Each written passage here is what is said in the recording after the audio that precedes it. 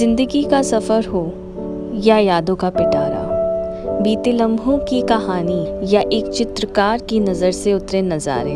ज़िंदगी एक सफ़रनामा ही तो है, कुछ यादों का, बीते लम्हों में छुपे हुए सुकून का, उम्र के तजुर्बों का, कुछ किस्से और कहानियों का। ज़िंदगी एक सफ़रनामा ही तो है। तो आज चलिए मेरे साथ इस सफर पर कैमरेस की शुरुआत, चित्र और चित्रकारी की कहानी पर, और सुनिए आदित्य आर्या जी की कहानी, उनका पैशन और कैसे उन्होंने कैमरे की इस कहानी को कैप्चर कर लिया इस प्यारे से म्यूजियम में। शुरू करते हैं इस सफर को। गुड़गांव की सुनहरी धूप में कुछ कहानियाँ ढूंढते ढूंढते मैं अचानक पहुंच गई म्यूजियो कैमरा में। एक दोस्त के सजेशन पे मैंने इस जगह को एक्सप्लोर करना सही समझा, और सच बताऊं तो एकदम सही वक्त पे सही समय सही जगह होना अपने आप में एक चमत्कार ही तो है। जब मैं यहाँ एंटर हुई तो एंट्री पे ही हिस्टोरिक कार्स की प्यारी सी एग्ज़िबिशन लगी हुई थी। बात करने पे पता लगा कि ऊपर गैलेरिया में एक इवेंट हुआ है जहाँ पे हिस्टोरिक कार्स की बोली लगाई जा रही है और उनकी एग्ज़िबिशन है। एक से बढ़कर एक कार्स, बिल्कुल विंटेज, और इनकी प्यारी सी हिस्ट्री मेंशन थी हर जगह। खैर, मैं कार्स के बारे में ज़्यादा तो नहीं जानती और मैं इतनी फैसिनेट भी नहीं हूँ, बट विंटेज चीज़ों से मुझे बहुत प्यार है, तो बस कुछ फुटेज मैंने भी ले ली।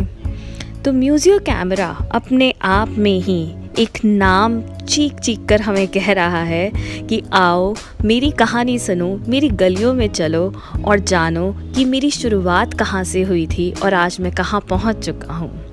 तो जो लोग फ़ोटोग्राफ़ी में, चित्रकारी में इंटरेस्ट रखते हैं, जो आर्टिस्ट हैं, जो कहानियों में रुचि रखते हैं, उनके लिए ये जगह जन्नत से कम नहीं। एंट्री पर ही कैमरे की पूरी हिस्ट्री, कब कौन सा कैमरा डिज़ाइन किया गया, फ़ोटोग्राफ़ी कैसे की गई, किस तरीके से आगे चीज़ें बढ़ी इस फ़ोटोग्राफ़ी के फील्ड में, सब कुछ मेंशन था। एंट्री करते ही एक ये प्यारा सा कैमरा दिखा मुझे। सच बताऊं तो डिटेल्स मैंने पढ़ी, बट अब मुझे याद नहीं कि ये कैमरा कब का है। ये पूरी बिल्डिंग 18,000 स्क्वायर फीट में फैली हुई है और यहाँ पे 3 बड़े बड़े ऑडिटोरियम्स, स्टूडियो, विज़िट्स के प्लान और कैमरे की सारी हिस्ट्री दी हुई है। 2009 में एक छोटे से बेसमेंट में आदित्य आर्या जी के पर्सनल कलेक्शन से इस कहानी की शुरुआत हुई और आज साउथ ईस्ट एशिया का सबसे बड़ा not for profit photography museum है Museo camera. India photo archive foundation के साथ मिलकर आदित्य आर्या जी ने इस प्यारे से म्यूज़ियम को अपनी 40 साल की एक्सपीरियंस और अपने पैशन से बनाया है। यहाँ मैंने हर तरीके के सन 1850 से शुरू हुए कैमरास देखे और जो अब तक के जितने भी एडवांस कैमरास हैं और उनकी कहानी देखी। यकीन नहीं हुआ नज़रों को, क्योंकि कई बार ना हम हिस्ट्री में पढ़ा करते हैं, बट उन चीज़ों को जब अपनी आँखों से देखो और उसके पीछे की छुपी हुई कहानी को जानो तो आपको एहसास होता है कि कितना टैलेंट, कितना आर्ट और कितना पैशन है इस दुनिया में। और human mind is excellent, it's phenomenal, और इस माइंड की कोई लिमिट नहीं। 3 बड़े सेमिनार हॉल, डार्क रूम जहाँ पे आप एनालॉग और प्रोसेसिंग प्रैक्टिस कर सकते हैं, 1500 से भी ऊपर बुक्स की reference library and artistic residency program. जितने लोग भी आर्ट में रुचि रखते हैं वो इस प्रोग्राम को, इस क्रिएटिव प्रोसेस को अटेंड कर सकते हैं और लाइक माइंडेड कम्युनिटी के साथ कनेक्ट कर सकते हैं। म्यूज़ियम की सैर करते करते कुछ पल मुझे आदित्य आर्या जी के साथ मिल गए। Life started in the dark room. Today, Adobe has a software called Lightroom. Do you know about it? Yes. So, how everything has turned. Film is made out of silver grains. Today, this museum is about the story of how those silver grains turned into the pixels of today. So, there are so many stories which are woven into each panel actually has a very deep story. How did these companies evolve? And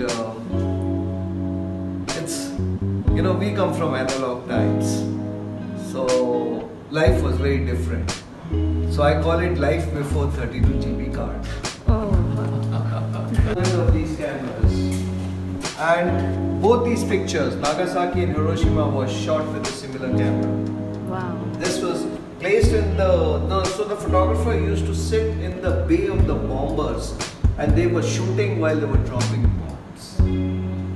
So each camera is numbered and it says property of US Air Force, and so the whole story is there. If you read this, you'll be amazed how here's spy cameras. So each camera has so many stories attached to it. So this took you how many years? 40 years. But you know, it just happened because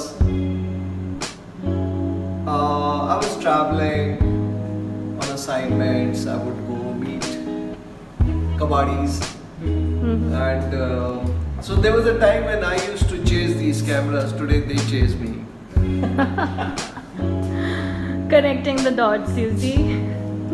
Yeah, this kind of because today's generation has to understand how did this photography evolve. This is the story of photography, and this museum is about that. It's about art, photography, old world things, contemporary things. We celebrate anything and everything.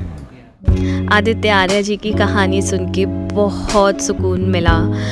यकीन हो गया कि जब ज़िंदगी में आप अपने passion को वाकई में जीने लगते हैं, जब आप उसको बहुत करीब से महसूस करते हैं और कुछ अच्छा क्रिएट करना चाहते हैं, कुछ मैसेज देना चाहते हैं, सोसाइटी के लिए कुछ करना चाहते हैं, तो कभी मत चूकिए। हमेशा अपने पैशन को प्यार करिए, उसे एक अलग लेवल पे ले जाइए। यकीन मानिए, मेहनत रंग लाती है। My dear, oh, 'cause I'm feeling so great.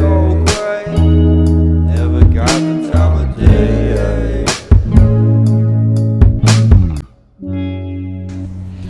इस सफ़र की अंत हुई एक प्यारे से स्टूडियो में, जहाँ पे आप अपने प्यार परिवार वालों के लिए, जिनसे आप प्यार करते हैं, उनके लिए प्यारी सी फ़ोटोग्राफी कर सकते हैं, उनके लिए सुवेनियर ले जा सकते हैं। बहुत ही प्यारे पोस्ट कार्ड्स थे यहाँ पे, और जो लोग विंटेज लवर हैं और जिन लोगों को पुरानी चीज़ों से प्यार है, लगाव है, उनके लिए तो ये बेस्ट प्लेस है। आप यहाँ से कुछ ना कुछ ज़रूर ख़रीदें अपने लव्ड वंस के लिए।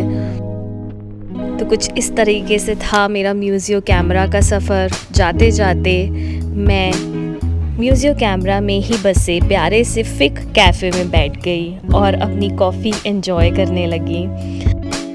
कुछ ख्याल आया मेरे मन में कॉफ़ी बनाते वक्त, और बस वो ख्याल इतना सा ही था कि ज़िंदगी में कहानियाँ सुनते रहिए, उन कहानियों से सीखते रहिए और अपनी कहानी बनाते रहिए।